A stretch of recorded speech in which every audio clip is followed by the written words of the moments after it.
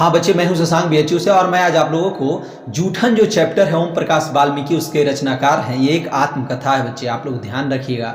और इस चैप्टर को मैं अभी बताने वाला हूँ, आपको पढ़ाने वाला हूँ। तो जूठन, तो फर्स्ट ऑब्जेक्टिव है जूठन के रचनाकार कौन है। इसका ऑप्शन है मोहन राकेश, उदय प्रकाश, ओम प्रकाश वाल्मीकि, बालकृष्ण भट्ट। इसका सही उत्तर आपको कमेंट बॉक्स में बताना है। ओके, तो हम लोग अब चलते हैं अगले क्वेश्चन की ओर। अगला प्रश्न है ओम प्रकाश वाल्मीकि की रचना कौन सी है। उसने कहा था जूठन, प्रगीत और समाज रोज। इसका सही उत्तर का ऑप्शन बी, जूठन। अब अगला क्वेश्चन है ओम प्रकाश वाल्मीकि को 1993 में कौन सा पुरस्कार मिला। तो इसका उत्तर है ऑप्शन 1, डॉक्टर अंबेडकर राष्ट्रीय पुरस्कार। अब अगले प्रश्न की ओर चलते हैं बच्चे। अगला प्रश्न है हम लोगों के सामने, ओम प्रकाश वाल्मीकि को हिंदी में किस आंदोलन से जुड़े महत्वपूर्ण, फिर से ध्यान से देखिएगा, ओम प्रकाश वाल्मीकि को कौन सी पुरस्कार नहीं मिला। इसका ऑप्शन है परिवेश सम्मान, जयश्री सम्मान, परिवेश सम्मान, भारत रत्न। तो इसका सही उत्तर होगा ऑप्शन डी, भारत रत्न। ये भारत रत्न सम्मान इनको नहीं मिला था। अब अगला क्वेश्चन है ओम प्रकाश वाल्मीकि हिंदी में किस आंदोलन से जुड़े महत्वपूर्ण रचनाकार हैं। तो इसका सही उत्तर होगा ऑप्शन बी, दलित आंदोलन। अब अगला प्रश्न है ओम प्रकाश वाल्मीकि का जन्म कहाँ हुआ था। तो इसका सही उत्तर का ऑप्शन ए, बरला, मुजफ्फरनगर, उत्तर प्रदेश। अब अगला क्वेश्चन है हेडमास्टर कालीराम ने किसे मैदान में झाड़ू लगाने के लिए कहा। तो इसका सही उत्तर होगा ऑप्शन बी, ओम प्रकाश वाल्मीकि को, स्वयं लेखक को उन्होंने कहा था। अब अगला प्रश्न बच्चे, अगला प्रश्न है ओम प्रकाश वाल्मीकि को प्यार से मुंशी जी कौन कहता था। बहुत महत्वपूर्ण प्रश्न है बच्चे। इसका सही उत्तर होगा ऑप्शन सी, पिताजी। अब अगला क्वेश्चन है लेखक को विद्यालय में झाड़ू लगाते हुए किसने देख लिया। इसका सही उत्तर होगा ऑप्शन बी, पिताजी ने। अब अगला क्वेश्चन है जब लोदक बच्चा था, शादी ब्याह के मौक़ों पर उनके परिवार वालों को खाने के लिए क्या मिलता था। जब लेखक बच्चा था तो शादी ब्याह के मौक़ों पर उनके परिवार वालों को खाने के लिए क्या मिलता था। इसका सही उत्तर होगा ऑप्शन डी, जूठन। तो जो जूठा बचता है ना, जब सब लोग पत्तल उतल में, तो ही सब इन लोगों को मिलता था खाने के लिए। सोचिए कितना मार्मिक बातें हैं यार, कितना दुखद विदीर्ण बातें हैं। अब अगला क्वेश्चन है कौन सी रचना ओम प्रकाश वाल्मीकि की नहीं है। तो इसका सही उत्तर होगा ऑप्शन सी, प्रायश्चित नहीं है। अब अगला प्रश्न है कौन सी रचना ओम प्रकाश वाल्मीकि की है।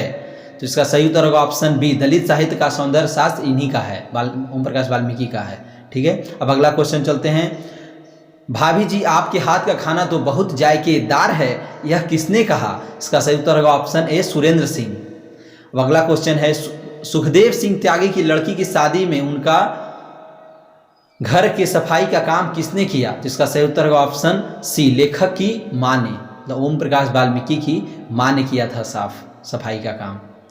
अब अगला क्वेश्चन है सुखदेव सिंह त्यागी की लड़की की शादी में किसने गांव भर की चारपाइयाँ ढोकर एकत्रित किया था। इसका सही उत्तर होगा ऑप्शन ए, लेखक के पिताजी ने। अब अगला प्रश्न है जूठन क्या है। इसका सही उत्तर होगा ऑप्शन डी, जूठन क्या है, एक आत्मकथा। ये बहुत इंपॉर्टेंट है, ये प्रीवियस ईयर में पूछा गया क्वेश्चन है। ठीक है बच्चे, इसको आप ध्यान रखिएगा। जूठन क्या है, एक आत्मकथा है, कहानी नहीं है, आत्मकथा है। ध्यान रखिएगा इस बात को आप लोग। तो अब अगला क्वेश्चन है सुरेंद्र सिंह किसका पोता था। इसका सही उत्तर होगा ऑप्शन ए, सुखदेव सिंह त्यागी का। ये बाद में बड़ा जब हुए सुरेंद्र सिंह और लेखक के भी जब बहुत बड़े हुए, तब उनके घर आया था एक दिन ये मिलने के लिए उनसे, लेखक से, सुरेंद्र सिंह। अब अगला क्वेश्चन है कौन सा मास्टर जो मेरे लड़के से झाड़ू लगवाए हैं, या किसका कथन। इसका सही उत्तर होगा ऑप्शन सी, लेखक के पिताजी का। अब अगला क्वेश्चन है स्कूल के हेडमास्टर का क्या नाम था। इसका सही उत्तर होगा ऑप्शन बी, कालीराम। अब अगला प्रश्न है बच्चे, लेखक ओम प्रकाश वाल्मीकि का जन्म हुआ था, कब हुआ था। तो इसका सही उत्तर होगा ऑप्शन ए, 30 जून 1950 को। अगला प्रश्न है बच्चे, सलाम कहानी संग्रह के कहानीकार कौन है। इसका सही उत्तर होगा ऑप्शन बी, ओम प्रकाश वाल्मीकि। ये सब याद रखिएगा, ये सब पूछा जाता है क्वेश्चन, समझे ना। अब अगला प्रश्न है दलित साहित्य की सौंदर्य शास्त्र के लेखक कौन है। इसका सही उत्तर होगा ऑप्शन सी, ओम प्रकाश वाल्मीकि। अब अगला प्रश्न है जूठन क्या है। तो इसका सही उत्तर होगा ऑप्शन डी, आत्मकथा। मैं आपको बताया भी हूं। अब ये क्वेश्चन भी पूछा गया प्रीवियस ईयर में, आप लोग ध्यान रखिएगा। अगला प्रश्न है जूठन में चित्रण हुआ है। अब ये भी महत्वपूर्ण प्रश्न है बच्चे। ऑप्शन बी, सामाजिक विषमता का। अगला प्रश्न, आत्मकथा लेखक की माँ किसके यहाँ काम करती थी? तो इसका उत्तर है ऑप्शन सी, ब्रह्मदेव तगा के घर में। अगला प्रश्न, ओम प्रकाश ने किस नाट्यशाला की स्थापना की? इसका सही उत्तर होगा ऑप्शन ए, मेघदूत की। अगला प्रश्न, मेघदूत नामक नाट्यशाला कहाँ स्थापित हुई? इसका सही उत्तर होगा ऑप्शन डी, महाराष्ट्र में। यह भी इंपॉर्टेंट है, पूछा जा सकता है। अगला प्रश्न, दलित साहित्य सौंदर्य शास्त्र के रचनाकार कौन है? ये देखिए बहुत इंपॉर्टेंट प्रश्न है ये, समझे ना। इसका सही उत्तर होगा ऑप्शन डी, ओम प्रकाश वाल्मीकि। अगला प्रश्न है, जूठन किस चेतना की रचना है? इसका सही उत्तर होगा ऑप्शन बी, राजनीतिक चेतना की। अब और नहीं, अगला प्रश्न है, अब और नहीं वाल्मीकि की कैसी कृति है? इसका सही उत्तर होगा ऑप्शन सी, उपन्यास है। ठीक है, अब हम लोग चलते हैं बच्चे सब्जेक्टिव की ओर। ऑब्जेक्टिव तो मैं आपको बता दिया, और इसमें मुख्यतः ज़्यादा अधिकांश ऑब्जेक्टिव आपके एग्जाम के पॉइंट ऑफ व्यू से बहुत इंपॉर्टेंट थे, महत्वपूर्ण थे। अब हम लोग बात करते हैं अब सब्जेक्टिव पे। सब्जेक्टिव में हमारा फर्स्ट क्वेश्चन है बच्चे, विद्यालय में, रुक जाइए,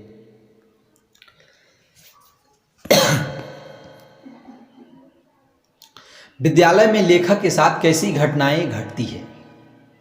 इसका उत्तर है बच्चे, विद्यालय में लेखक के साथ बड़ी अप्रिय घटनाएं घटती है। विद्यालय के हेडमास्टर लेखक से कमरे, बरामदे और मैदान में झाड़ू लगवाते हैं। जब लेखक 2 दिन बाद कक्षा में बैठ जाता है तब हेडमास्टर लेखक को कक्षा से बाहर निकाल देते हैं और फिर वही झाड़ू लगाने वाला काम दे देते हैं। इस तरह लेखक को प्रताड़ित किया जाता है। बहुत अच्छा प्रश्न है, समझे।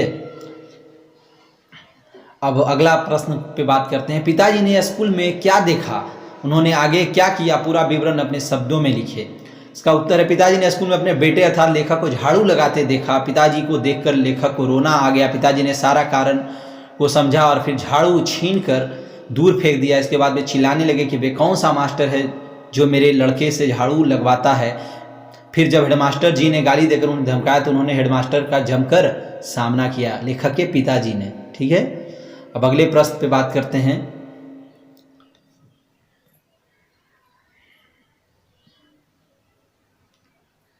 अब देखिए अगले प्रश्न में हम लोग डायरेक्ट बात करते हैं बच्चे, बहुत इंपॉर्टेंट प्रश्न भी है। दिन रात मर खप कर भी हमारे पसीने की कीमत मात्र जूठन, फिर भी किसी को शिकायत नहीं, कोई शर्मिंदगी नहीं, कोई पश्चाताप नहीं, ऐसा क्यों?